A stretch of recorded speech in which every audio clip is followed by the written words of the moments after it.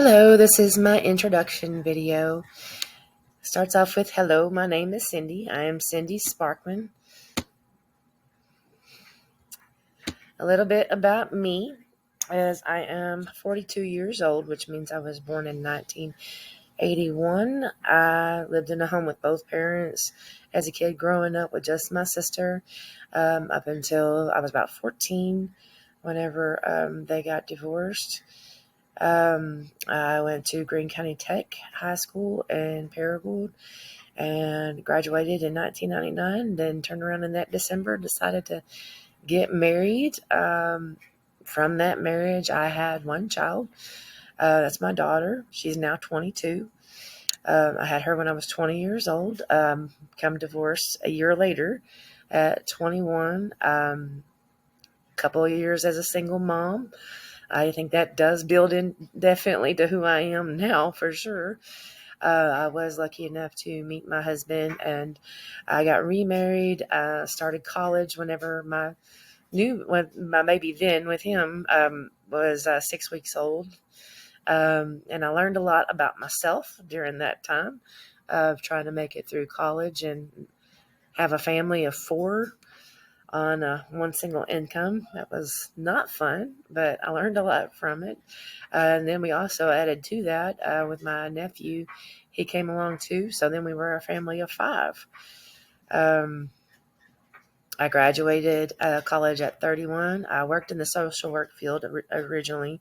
I have worked with the in nursing homes. I have worked in home health as a social worker, and I have worked for the Division of Children and Family Services as a social worker. And in 2022, I decided to change careers and become a teacher. Here's a picture of my kids. In the middle, you have my oldest daughter with my two youngest. Those are twins. And the basketball player, that's my 15-year-old that was 6 weeks old whenever I started college. And the other is my nephew, who is now 18, and he is ready to graduate from high school and begin his own college journey. A little bit of a cultural background. I was born and raised in Rector and Paragould. Rector's a very small town. As of today, it's still less than 2,000. I guarantee you I'm related to half of that 2,000 people. And the other 2,000 we probably went to church with, or my parents grew up with, or someone in my family knows. I promise you that. And then we moved to Paragould when I was 10 years old. Paragould was around the 20,000 mark. Long time ago when I lived there. I haven't lived there in quite some time. But I say in my slide that I feel that Taco Bell may have been my only exposure to cultural differences, because both of those communities were predominantly white. I was very interested in other cultures, just wasn't very exposed whenever I was young. And then I did move closer to the Jonesboro area.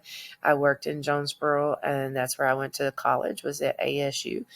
Definitely was exposed to more cultural differences there. And then my next bullet is I accidentally moved to the most racist town in America without my knowledge. Whenever I accepted my role at DCFS, made the announcement that I was moving to this beautiful town called Harrison, Arkansas. And a lot of people warned me not to join the KKK, and I had no idea what they were talking about. I did move here. I was almost terrified at that point when we finally moved here, but I've noticed that there's a lot of stigma to this town, but it is not the most racist town. And now that I work in Green Forest, there is a large both Hispanic and Asian population. The Asian population surprised me. I knew of the Hispanic population, but there is a huge Asian population as well. A lot of our kids that are Hispanic don't speak hardly any English at all. That's not uncommon. Matter of fact, 2 days before, Wednesday of last week, I just got a brand new student named Silas. He is Hispanic, doesn't speak a word of English. Only thing he can say is, I do not speak English. We do have a paraprofessional that is strictly for the second language or English second language learners. And the only problem is she is the only one. And so, and if she is a para, she gets called as a sub very often. So the resources at Green Forest are not what they should be for the amount of students that we have coming in. And it does make it difficult. We've learned how to deal with that. But it has been interesting learning their cultures, and I've incorporated some of that stuff in my own, like the way I cook. Some of the spices that they use that I've never heard of before, like tahini. I use tahini a lot now on a lot of the fruit and things that I cook.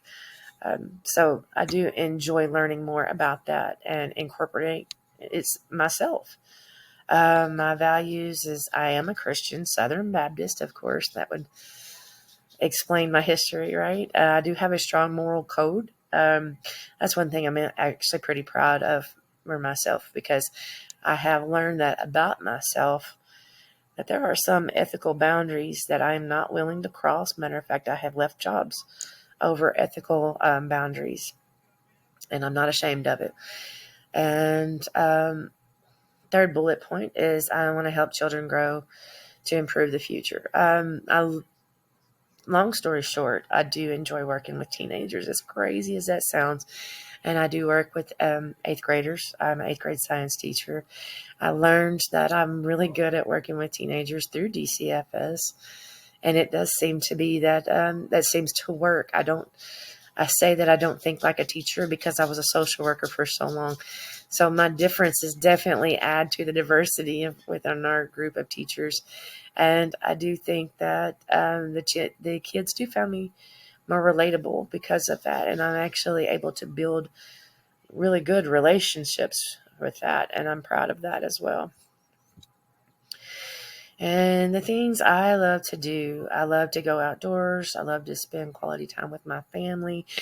As you can tell, one of my sons is very active in sports, and I enjoy attending his events that he goes to. My other children, they do also compete as well.